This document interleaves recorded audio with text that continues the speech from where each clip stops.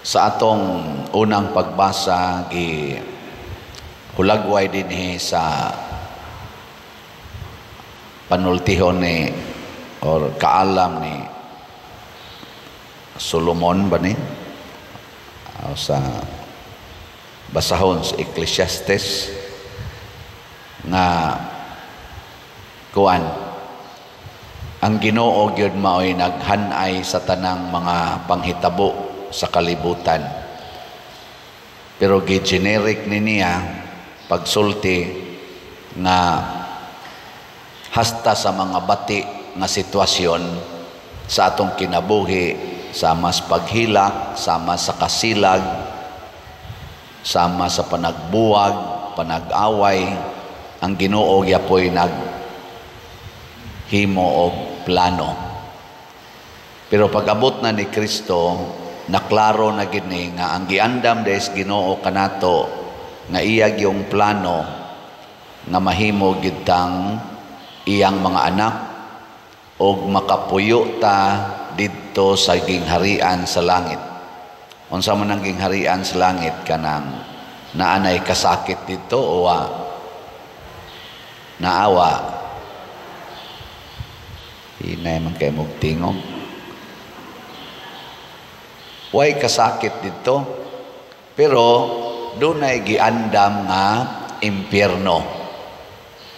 Dunay giandam nga impyerno alang sa yawa og sa iyang mga anghel og mga biktima, kanang mga natintal sa yawa. Dito sa impyerno, permanente na sa dito ang kasakit. Wa na sa dito'y kalipay. Sa langit, permanente ang kalipay, wa na say kasakit. Pero dinhis kalibutan, magsagol ni sila. Nganong nagsagol man ni dinhis kalibutan ang kasakit o ang kalipay? Kibaw mo? Ha? Wa mo kibaw? Ngano man di ayog bahino na lang yung daan ba? Gano bang wa na lang yung kasakit, pulos na lang kalipay, wa na'y kapakyasan, pulos na lang yun kalampusan. Tungod kay ang kalibutan manggod mga igsoon lumalabay. Passing ba, dili permanente. Lisod kayo maghimog permanenteng sitwasyon sa lugar nga lumalabay, kanang temporal stage. Doon nagyoy opposing situations, basta temporaryo. Pareha ng imong naong good, nawa na imong naong, unsa mo na, permanente o temporaryo. O mo na mag-usab-usab gina siya, na panahon, hamis kay kag naong, mangunot sa na imong naong. Ana. Kanang imong pagbati, unsa man na, temporaryo o lumalabay. Kanang pagbati ba, emotion, temporaryo na o lumalabay? Di man mo mutubag. Lumalabay. Mao na usahay, magkatawa ka, igsunod na sad, gahilak na sad ka. Kanang imong kasuko, lumalabay rasad na, mapulihan sad na siya kalipay. So ang point is, Ginoo dinis kalibutan, aron dili ta ma-stress, ibutang ginasuna-huna nga mulabay rani. Giling nga imong tupad. Ingna mulabay ra gyud ang tanan. Mulabay ra ba? Muagi ra gyud na. Dili na permanente. Mao na bitaw nga ato untang mga balaod, anhaon ta nato ibutang ana nga panghuna-huna nga dili na permanente. Pananglitan, naghimo tag divorce bill. Ngano man, nagtuo mangguta nga kanang imong bana o kanang imong asawa nga ingon anag batasan din agid na mausab. Lumalabay ra na oy. Lumalabay, mausab ra gid na. Mo na ayaw pugsa nga gub-o nimo ang pamilya, gub-o nimo ang band nga kanang gitawag og commitment hangtod sa kamatayon, tungod lang anang temporaryo nga panghitabo. Kadaghang mga bana diha nga animal kay tanan for how many years, karon 40 nang buotana, Kadaghas mga asawa nga purtis ang animala niya sa siging pasinsyas bana karon purti ng buutana. Kadaghang mga anak sama ni San Agustin purtis ang mga buangona, pero sa pagsigig anto sa mga ginikanan karon purti ng buutana. Kadaghang mga pari nga purtis ang animala karon santos na kay kinabuhi, di ba? Di mo to. Naidaghan atong naobserbahan unsa may atong hunahunaon aron dili ta ma-stress nga God is in control. Unsaon man nato pag avail sa iyang kaning gitagtog superior power, kinahanglan makailagid ta niya. Unas tanan mo ilagid ta nga siya mao'y Ginoo, dili kita. Mao na si Saint Vincent de Paul sa kadaghang mga buangon ng mga pari sa iyang panahon, gani bisan didto sa seminaryo nga iyang gieskuylahan, magdinunggabay ang mga seminarista, magsinukmagay ang mga pari.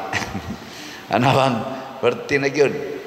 Wa gid siya mawadig paglaom, ingon siya, Lord, giyahi ko nga makatabang ko pag bag-o aning lumalabay raman gid ni sa ato pa moabil gyud kog nindot nga sitwasyon. Amo tong gitagaan din siya kaamguhan sa Ginoo nga mahimo siyang formator sa mga future priests, og nakatukod pagid siya congregation para niini, ang Congregation of the Mission or mga CM or mga Vincentian nga mga pari. Hangtod karon, sugod adtong 1660 pagkamatay niya, hangtod karon nagtrabaho para niining pagnindot sa mga pari. Pero wa pa say mga buangon sa mga Vincentian, naagyapon, pero ayaw kabalaka.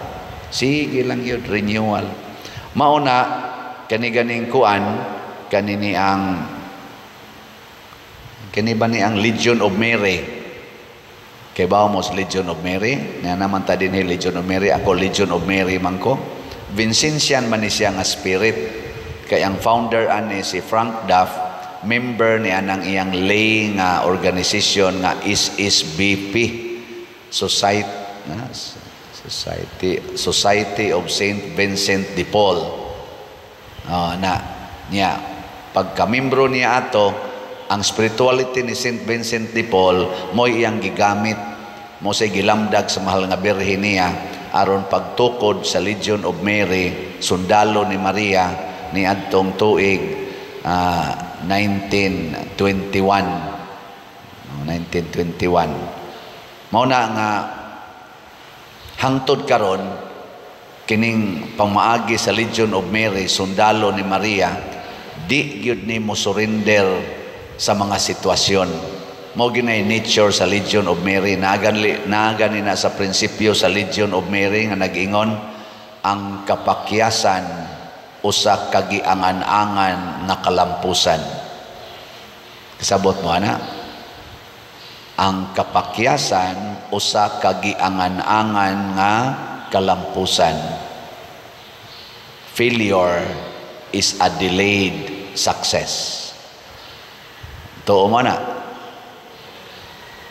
Kana bang mahagbong ka karos board exam, ayaw kagool nga naman dunay daghang kalampusan nga nagsunod ana, pero guwa ka ana nga maong kaamguhan nga duna di ay gasunod nga mga nindot, dili di ay lunlon batik ning kinabuhi, kay dinhis kalibutan magana-ana ginang sitwasyon, maghikog ang uban, maghikog. Nasay uban mo ingon, ako adik na kay ko, adik sa sugal, adik sa cellphone, adik sa kalaway, adik ni ining kwarta, mauna gid ni ako, din ako mausab. Ayaw. Padayon, una yung buhaton, muilagid ta nga si Kristo Ginoo. Pasabot, nothing is impossible with God. Gilingay mong tupad. Yung na dili gyud posibles Ginoo nga mabuutan ka. Yung dili na imposibles Ginoo nga mabuutan ka. Di ba? Na kanay mong tupad, buangon man sana, apil na ni nagwali. Pero dili imposibles Ginoo nga mabuutan ra gid ta. Ikaduhang buhaton, kinahanglan nga mosunod tas pamaagis Ginoo. Unsa may pamaagis Ginoo nga bisan pag unsay kahimtang nato, praktisa gyud ang gugma. Practice love. Wa na pasabot nga ikaw karon naghila ka nga di na ka kamaong mohigugma. Wa sad magpasabot nga karon tungod kay buangon kay kastanan di ka kamaong mohigugma. Di sad pasabot nga tungod kay ikaw gi oppressed kay kas imong kaubas kinabuhi, bana ba, asawa ba, anak ba, nga di na ka kamaong mohigugma. Mo na ingos Kristo, love your friends, love also your enemies. Kana praktisan ng gugma. Kay kanang gugma hait kay nastanan. Hait. Mudot gid na. Mubag-o gid na. Mo na ang sentro sa lihok sa mga santos, sama ni San Vicente Ferrer, sama ni San Vicente de Paul, ang paghigugma gyud sa katawhan. Nya unsaon man paghigugma ang mga tao? Unaha gyud higugma ang mga buangon, kanang mga sinalikway, kanang mga kabos. Mao na ang tanan gyud mga santos nagsigig higugmas mga kabos, mga sinalikway o mga tao nga kanabang naara gyud sa kinabuhi nga murag tan-aw nato sa lawayon. Mao nay misyon sa simbahan, misyon sa gugma. Ang imong higugmaon kadto mga buutan kayo, kadtong mga santos kay kinabuhi, awa na magkinahanglag gugma. Bisag si Kristo niingon, mianhi ko alang sa mga makasasala, dili alang sa mga buutan. Nya, unsa may mahitabo kung higugmaon nato mga buangon, kana mga wa gyoy klaros kinabuhi, unsa may mahitabo? Matakda na sila sa gugma, dili tingali tanan or dili sa diha-diha dayon, pero matakdan gina sila. Unya kung matakda na sila sa gugma, mahimo na sana silang buutan. Mao nay prinsipyo ni San Vicente de Paul, formation. I-form nato sila, dili i-deform. Mo na mga ginikanan, tagaig formation ng inyong mga anak sa gugma, dili nang pa-deform kanang kasaba, yaw-yaw, bunal, kusi. Deformation mana, di mana reformation. Ang reformation kana yung gugma, kaluoy, pasaylo, pag-atiman, pagpailob, maunay makapareform. Ang kanang kasaba, iyam na siyawa, panghingag, buang, gahigo, badlungon, adik, unsa pa na ipanghingan diha, mahimo na siyang deformation, makaguba. Ilinga imong tupad. Ing naon say sagad nimong gamiton sa inyo, reformation o deformation. Ay, kasagaran, singhag, ay, piste kami natay, kabiyawa pa. Sa mga Tagalog, PI dayon. Katawa man gani ko kay naaron sa social media ang atong mga legislative department na iuban hapit magsinukmagay. Dito silang session hall hapit magsinukmagay, gatuloy sukay. Ana nanab inuwangay muragid sila kanabitang hinomdom ko kanabitang ako mga uyuan sa una inig kahubog nya magsinukmagay dayon inuwangay baka nang gakso nimo ang usa nya magsigtudlo-tudlo. Naku, pagka-unprofessional aning mga tawhana nga unta, ato man ta silang gibutaran, aron mo lingko diha, aron kuno mo legislate, mo panday og mga balaod nga makapahimong just order and sana happy ang atong katilingban. Sila naman hinuig at tinulisukay, sige naman og tinuslukay, sige namang away, sininghagay, pastilan. Nga naman, ang gigamit dili gugma, ang ilarang katakos kuno kay mga bride kay sila, ang ilarang authority, ang ilarang human power mo'y gigamit karon perting awaya kapoy kay sila paminaon. We need reformation sa ato mga lawmakers. Ngano man, nahimo na silang mga lawbreakers. Di ba? Ako, high school po, kadungog na ko anak. Lawmaker, lawbreakers.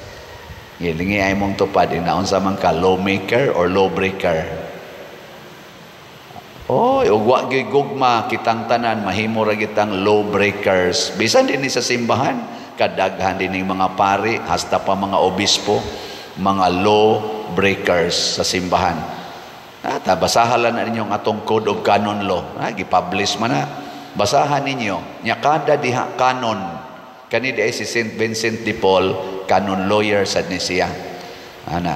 Basaha diha sa canon law. Kanang kada provision, kung natuman ba na dinhi sa simbahan niya. Tanawa daan ang among kinabuhi, mga pari o mga obispo.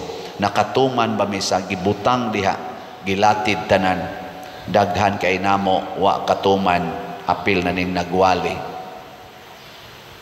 Muna magtinabangay ta. Let us love each other. Let us reform each other according to God's standard. Kay lagi ang Ginoo ra gyoy makausab sa dagan sa panahon, kay siya may tag-iyas panahon. Siya ra say makapabag-o sa atong kinabuhi, kay siya masay tag-iya sa kinabuhi. Ang una lang gid natong buhaton, muilagid ta nga ang Ginoo ra gyoy dunay gahom, dili kita.